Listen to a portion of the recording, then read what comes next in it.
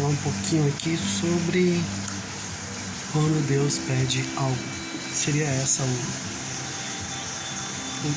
esse o título dessa mensagem, tá bom? Vamos lá. Deus pede coisas específicas para pessoas específicas. Agora deixa eu deixar bem explicado isso. Não para pessoas especiais, né? Porque para Deus todos são especiais. Mas dentre todos esses especiais, Deus escolhe pessoas específicas e pede algo específico, porque Deus é específico. Então eu quero começar por Abraão, em Gênesis 22:2. Deus chega para Abraão e fala assim: toma o teu filho, o teu único filho a quem amas, e vá para a região de Moriá, sacrifique-o ali como holocausto, num dos montes que lhe indicarei. Então veja que Deus aqui foi específico com uma pessoa, Abraão.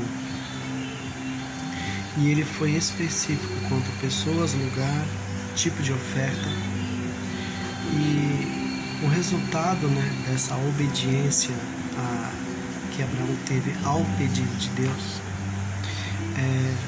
colocou ele na genealogia do Messias, porque o que Abraão fez era uma sombra, era um tipo daquilo que Deus faria com seu filho Jesus no Monte Calvário. Então, esse foi um exemplo, um tipo, uma sombra daquilo que Deus faria. Deus entregaria também seu único filho por toda a humanidade. E em Mateus capítulo 1, Deus honra a fé de Abraão, colocando ele na genealogia, diz assim: Abraão gerou Isaac, Isaac gerou a Jacó, Jacó gerou a Judá e seus irmãos. E aí a lista é intensa até que chegue Cristo, tá bom? Em Gênesis 6,14 diz assim, Deus dizendo a Noé, Deus vai pedir algo específico para uma pessoa específica, e essa pessoa é Noé. E ele diz assim, você, porém, fará uma arca de madeira de cipreste, divida-a em compartimentos, revista-a de piche por dentro e por fora. Faça-o com 300 côvados de comprimento, 50 de largura e 30 de altura. Farás ao seu redor uma abertura de 1 côvado de altura, ou seja, uma janela. A porta a colocarás lateralmente. Farás pavimento na arca, um embaixo, um segundo e um terceiro. Então veja que Deus é específico quanto a que tipo de madeira seria usado, o que ele queria que fizesse, que era uma arca. Ele é específico nas medidas, tá bom? E Deus é específico na sua construção, um pavimento, um segundo e um terceiro. Esse texto é riquíssimo, tem muitas coisas que a gente pode falar quanto aos números que estão aqui, ao tipo de madeira, enfim. Mas o que é interessante dizer aqui é que a obediência, ao que Deus colocou em específico aqui, uma das coisas que me chama a atenção é a janela de 1 côvado de altura, justamente essa janela que Noé faz lá em cima foi a que fez com que a arca flutuasse. Noé foi assim obediente, foi exato nas medidas que Deus colocou, Talvez se ele tivesse dito, mais 1 côvado não é muito legal, vou colocar 2 côvados, essa arca não teria flutuado. Então, o tipo de madeira que Deus pede para Noé usar, o piche colocado por dentro e por fora. Então, se Noé mudasse qualquer medida, se Noé tirasse qualquer elemento que Deus tinha especificado na construção da arca, ela naufragaria. Então a importância, né, de ser obediente naquilo que Deus está especificando. E aí é um evento que todo mundo conhece até hoje, que é o evento do dilúvio, e como a arca de Noé sobreviveu a esse grande dilúvio, né? Então, quando Deus pede algo específico, Ele sabe o que está pedindo, tá bom? Tem muita coisa legal aqui falar sobre um pavimento, o segundo, o terceiro, mas é um assunto para outro estudo, assim como a medida, né, de 300 côvados. Eu vou dar só uma pincelada aqui. O número 300 na Bíblia fala de remanescentes, né? Fala daqueles que não são muitos vistos, né, mas são aqueles que têm se tornado, têm sido fiel ao Senhor. São os remanescentes, aqueles que sobraram, né? Jesus diz que muitos são chamados, mas poucos os escolhidos. Tá bom? Vamos falar agora de Atos 9 e 10. Vai falar sobre Ananias, tá bom?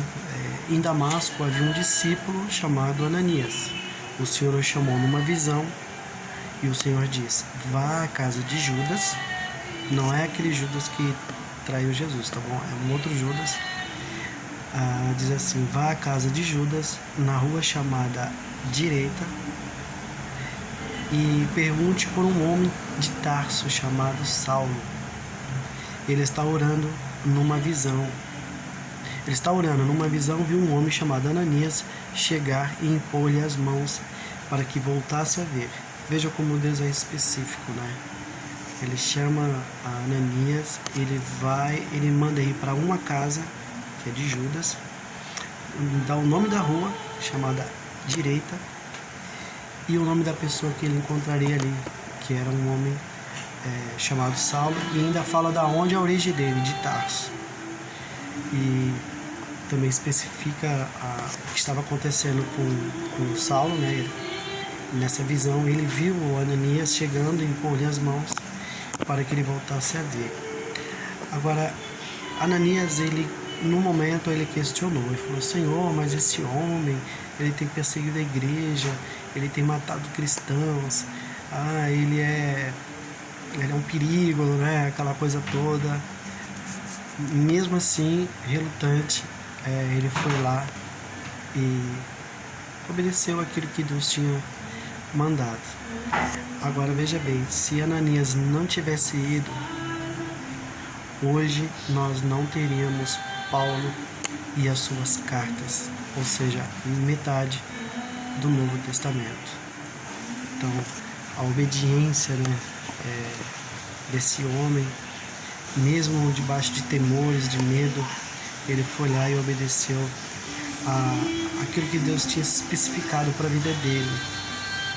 E hoje nós podemos desfrutar, né, das cartas de Paulo, do ministério de Paulo, né, que abençoa tanta gente, abençoa o mundo inteiro, né?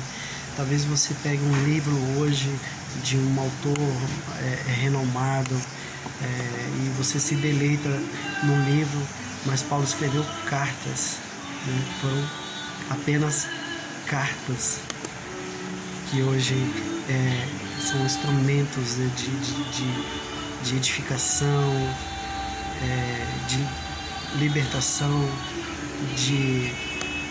vamos dizer assim, onde dá-nos clareza, entendimento da vontade do Senhor. As cartas de Paulo, né, trazendo tanta revelação do céu, tá bom?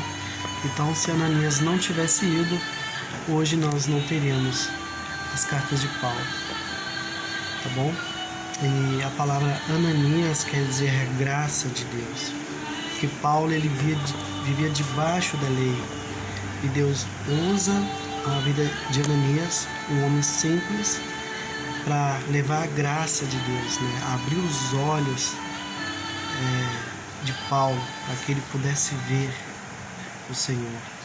saísse desse jugo, né, da lei e viesse para a graça. Por isso que Paulo ele entende sobre graça, ele fala: Senhor, a tua graça me basta, tá bom?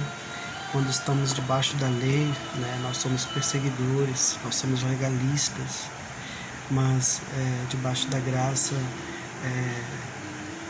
nós amamos ao Senhor e ao nosso próximo, tá bom? Agora, talvez seja o último, Moisés, né? Êxodo 3:1 e Êxodo 3:10 também fala que Moisés pastoreava o rebanho de seu sogro Jetro, sacerdote de Midian. Um dia levou o rebanho para o outro lado do deserto. Um dia comum, como outro qualquer, né? E ele tem um encontro ali com a sarça, e o Senhor falava por meio da sarça. E Êxodo 3:10, o Senhor fala para ele: vá, pois, agora, e eu te envio a Faraó para tirar do Egito o meu povo, os israelitas. Então, mais uma vez, Deus é específico, né? Ele manda ele ir até Faraó, lá no Egito, para que ele tirasse dali o seu povo, né, da escravidão. E como Ananias, ele libertou um homem, né, Paulo, Moisés, ele liberta um povo, que é Israel. A palavra Moisés quer dizer tirado das águas. O que é águas na palavra, né? Nas escrituras, é a palavra, tem que ser tirado da palavra, né? Então, se Moisés tivesse recusado, né, esse chamado do Senhor, o povo estaria debaixo de escravidão. Mas ele cumpriu, né, o chamado de Deus. Moisés era aquele homem específico para aquele momento específico, libertar o povo de Israel. Então, investir em uma só pessoa ou investir em muitas tem o mesmo valor para Deus, né? Assim como Ananias foi um instrumento de Deus para libertar Paulo, né? E Moisés, ele foi usado para libertar um povo. Então, não importa se você é usado para libertar uma pessoa ou para libertar uma comunidade ou muitas pessoas, tem o mesmo valor para Deus, tá bom? Talvez você tenha sido chamado para ganhar uma nação, mas às vezes você é chamado para ganhar uma só pessoa, como Ananias fez, tá bom? Então, a suma de tudo ouça a Deus, porque Ele é específico e Ele chama pessoas específicas e pede algo específico, tá bom? Foi pouco, né? É um assunto que pode ser muito extenso, tem muitos exemplos na Bíblia de pessoas que foram chamadas por Deus de uma forma específica, tá bom? E fica aí o meu abraço e até a próxima.